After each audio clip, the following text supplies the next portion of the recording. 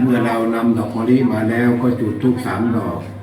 แล้วก็บอกชื่อเราข้าพเจ้าชื่อนี้ได้นำดอกมะลิมาถวายองค์หลวงพ่อพระเจ้าทันใจตามที่ข้าพเจ้าได้สัญญาไว้แล้วกับหลวงพ่อพระเจ้าทันใจขอองค์หลวงพ่อพระเจ้าทันใจจงรับไว้ด้วยแล้วก็กล่าวว่าสาธุสาธุแล้วก็เอาดอกมะลิไปวางที่โต๊ะถ้าเรามีความปรารถนาต้องการอยากจะขอใหม่ก็ขอกับท่านต่อไปได้เลยเมื่อท่านได้ไหว้สาบารมีองค์หลวงพ่อพระเจ้าทันใจแล้วก็อย่าปล่อยโอกาสทองให้พลาดไปเชิญท่านทั้งหลายรีบไปบูชาเหรียญหลวงพ่อพระเจ้าทันใจที่ทางวัดพระธาตุเดิมพันได้สร้างขึ้นมาเมื่อท่านบูชาไปแล้วรีบมาถวายองค์หลวงพ่อพระเจ้าทันใจตามที่พระพุทธเจ้าได้สัญญาไว้แล้วขอองค์หลวงพ่อพระเจ้าทันใจจงรับไว้ด้วยหลวงพ่อพระเจ้าทันใจ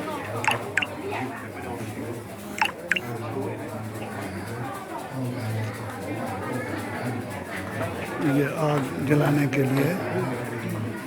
लाइन बना के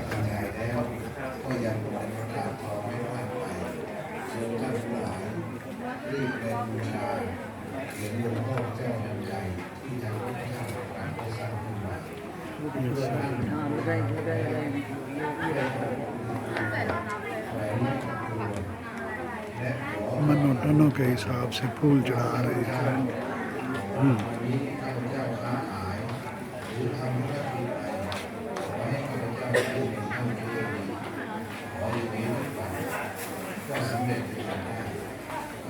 ये चढ़ा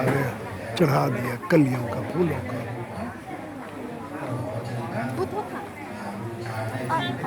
तीनों किस्म का बुद्धा मिलेगा। हाँ। खड़ा हुआ भी, बैठा हुआ भी, लेटा हुआ। Chiang my city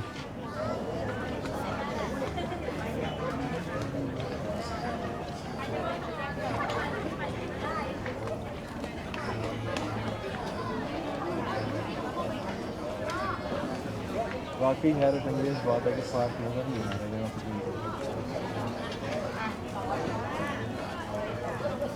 Chiang Mai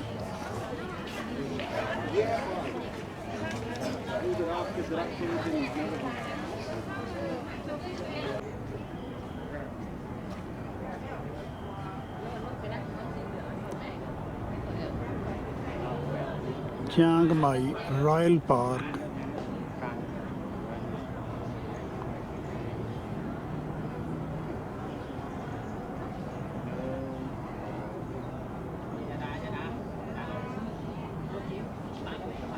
from the hilltop, Royal Park, from the hilltop.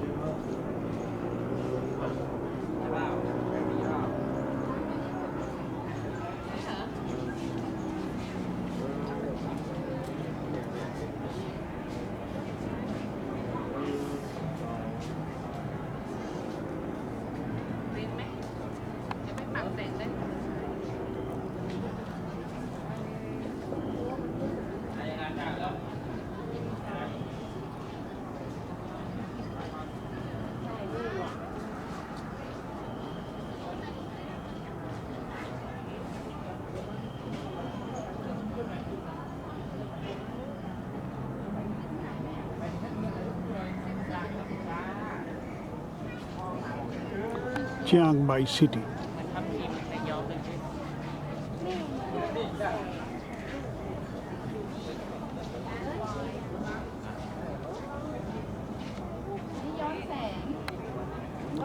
The park is about 12 kilometers away from the city center.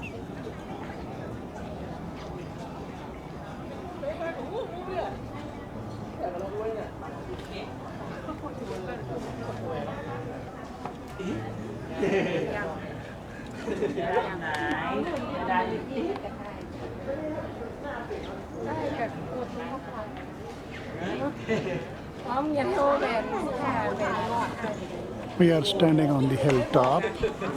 where there are statues of standing Buddha and reclining Buddha.